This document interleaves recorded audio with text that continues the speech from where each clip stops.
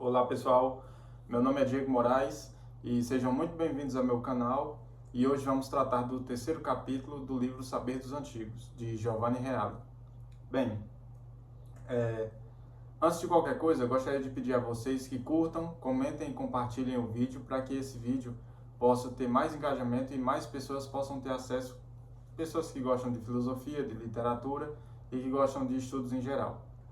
Então, vamos ao terceiro capítulo do Saber dos Antigos. Bem, resumo do terceiro capítulo: Praxismo e Produtivismo Tecnológico, o alcance ontogônico da contemplação. O capítulo inicia com a explanação sobre o praxismo e produtivismo tecnológico, onde, basicamente, lhes é atribuído conotativamente a um mal moderno da sociedade, e que sua função é se pôr como atividades fim da sociedade, onde esse deve ser o norte de desenvolvimento humano, ou seja, cada vez mais que o homem evolui tecnologicamente, toda a sociedade avança no rumo do progresso evolutivo civilizacional. E assim, tudo aquilo que o homem pode fazer sobre os aspectos técnicos deve necessariamente ser feito. Bem, então, iniciando esse capítulo, terceiro capítulo do livro, ele vai tratar sobre o praxismo e o produtivismo tecnológico. E o que seria isso?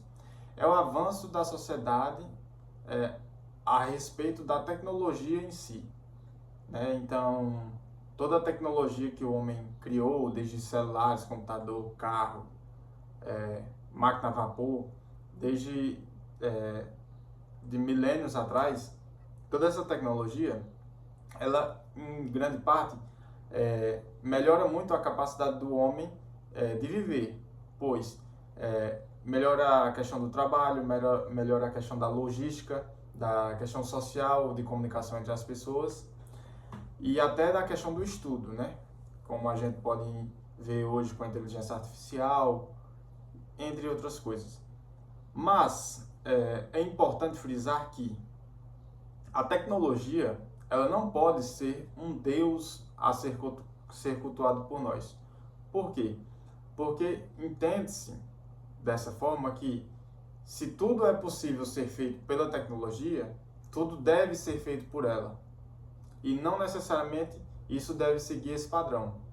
Porque não é porque a gente tem a capacidade de fazer tal tecnologia para tal aprimoramento humano, entre aspas, que a gente deve fazer esse tipo de coisa. Pois, às vezes, essa tecnologia ou esse desenvolvimento tecnológico que o ser humano busca, talvez vá em contra a princípios básicos da essência humana. Então, esse primeiro capítulo ele já coloca esse tema de que a tecnologia não é soberana, não é a principal fonte de objetividade do homem, mas sim é uma ferramenta, uma capacidade que o homem tem de se melhorar e melhorar a sua própria natureza. Entre aspas, melhorar a sua natureza no sentido de que você pode aperfeiçoar o que já existe, não melhorar no sentido de modificar, certo? Vamos mais adiante. O grande problema do homem buscar cada vez mais evoluir tecnologicamente, como se fosse o seu objetivo de vida principal, é que naturalmente ele passará por cima de valores éticos que são mais importantes para o homem. Logo, esse homem produtivista buscará extrapolar os limites humanos naturais aceitáveis, corrompendo assim a natureza humana em prol de um desejo utilitário. Para isso, acrescento aqui uma boa base de refutação de uma citação bíblica de 1 Coríntios 6:12.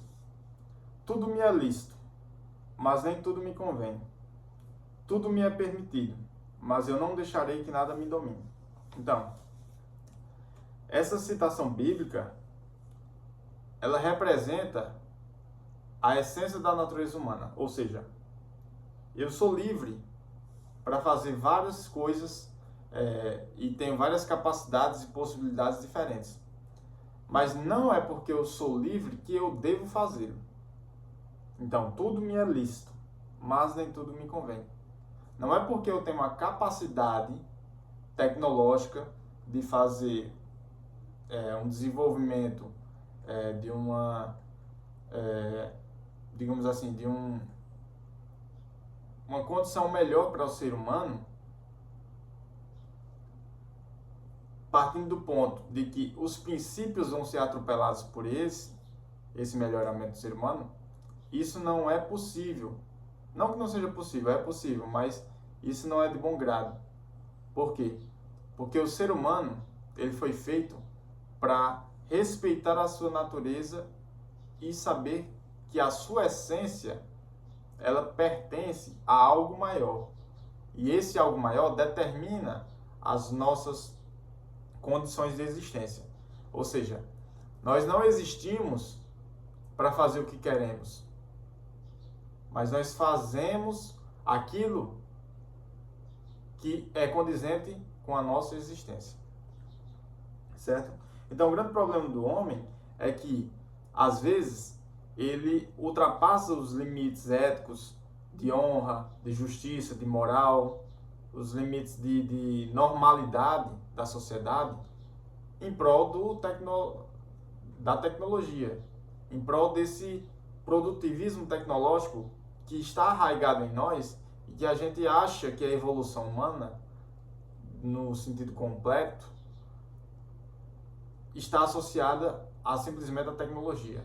Então é o celular mais moderno, é a capacidade de software melhor, são as nossas capacidades de robótica, de inteligência artificial. Isso é o futuro, isso é a evolução humana. E às vezes a gente não para pensar quais os valores éticos estão sendo elevados, de certo modo, por isso, ou estão sendo diminuídos. Nós, seres humanos, estamos tendo a compreensão de que a inteligência artificial, um exemplo, é uma coisa muito boa, mas pode trazer alguns efeitos contra os nossos princípios éticos. Então, essa capacidade da gente refletir é o que vai dizer se é interessante, se é legal para nós como sociedade investir nesse tipo de tecnologia. Por quê? Porque muitas das vezes a tecnologia pode aperfeiçoar o trabalho, mas ela também pode tornar as pessoas mais preguiçosas.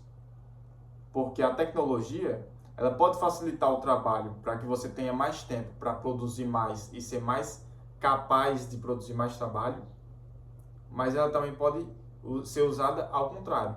Ou seja, ela pode diminuir o esforço do trabalho e fazer com que você seja uma pessoa mais sedentária, acomodada, preguiçosa, que não se preocupe tanto com o trabalho, que não veja valor direto no trabalho, mas veja ele só como uma moeda de troca pelo dinheiro em si.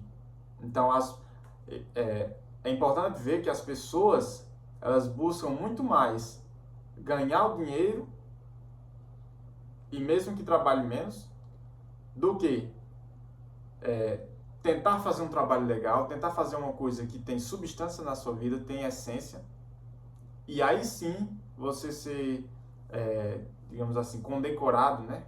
Seja, receba o fruto do seu trabalho, que é o dinheiro. Mas esse dinheiro, ele não pode ser o fim. Ele tem que ser um prêmio. Ele tem que ser o seu prêmio.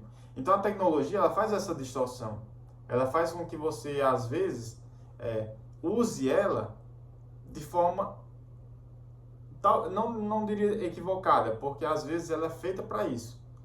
Mas nós que temos valores éticos, que temos princípios, nós que buscamos fazer a coisa correta, precisamos se atentar à tecnologia.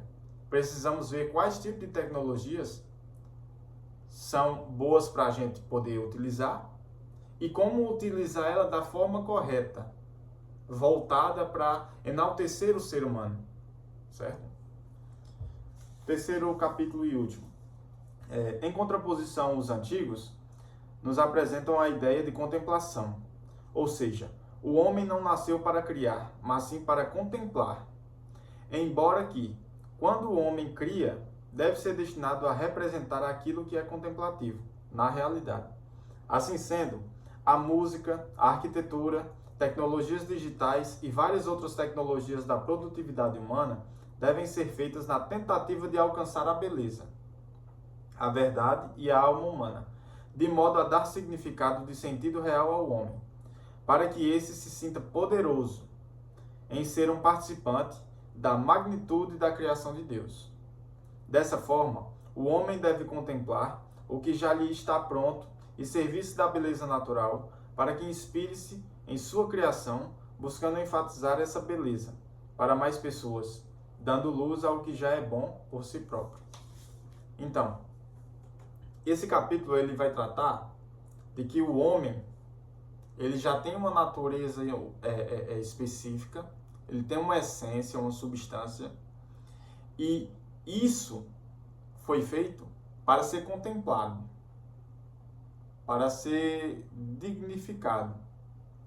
E não, o homem não foi feito para criar do zero coisas novas, mirabolantes, que não desrespeitem a essa essência humana, que não desrespeitem a esse legado da história humana, ou seja, da nossa história como seres humanos evoluídos, em tese, sobre princípios morais e éticos e sobre a forma da justiça.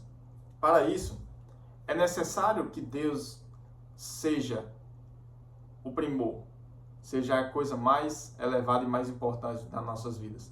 Por quê? Porque Deus é o ente que rege todas as coisas.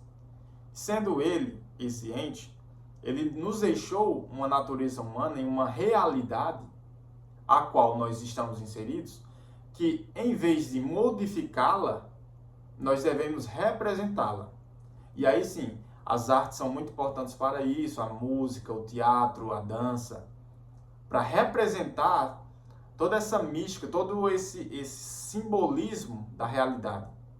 Isso é maravilhoso. Filmes bons que remetem à realidade de forma artística, ou então músicas, ou leituras, tudo isso faz com que o homem seja enaltecido. E a tecnologia, ela propicia que o homem possa evoluir cada vez mais nesse sentido. Até a inteligência artificial, como eu já disse, ela pode buscar sintetizar a arte, sintetizar todos esses traços culturais humanos de uma forma que nós possamos sempre contemplar o que já está posto e não tentar criar algo que não condiz com nós mesmos, porque nós fazemos parte de toda essa realidade. É como se a gente quisesse fugir do nosso eu mais íntimo. Então, basicamente, esse capítulo, ele traz essa necessidade de que saiamos desse materialismo voltado para o tecnológico, para aquilo que é de mais imediato. O celular de última geração, o computador melhor. Não, a gente tem que buscar nossas raízes, ou seja, quais são as melhores potências humanas. É o estudo, é o trabalho, é o esforço, é a força, é a honra, é a humildade. Tudo isso está dentro do ser humano e não fora. Mas precisa ser cultivado. Nós precisamos cultivar aquilo que está arraigado em nós. E mesmo que não esteja no sentido que a gente não está buscando isso, mas precisamos buscar. Porque é isso que é a nossa essência. É isso que faz parte da nossa realidade. E a nossa realidade é o mais importante. Toda tecnologia ela é bem-vinda, desde que ela represente, ela contemple essa realidade e sucessivamente a Deus, né?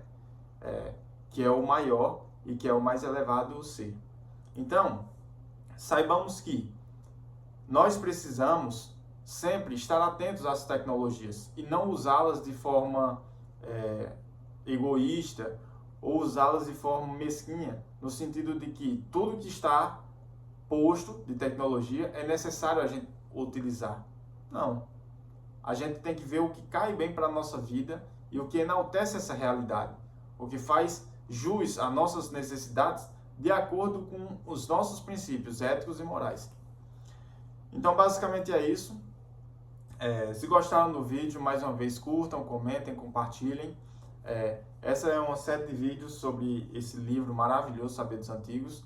E, claro, que o resumo que eu dou aqui, ele não é necessário para você ter a síntese total do livro. O livro tem muito mais coisas. Então, leia o livro e experimente entender um pouco sobre essas questões e saber o que os antigos têm para nos ensinar a respeito da nossa própria vida.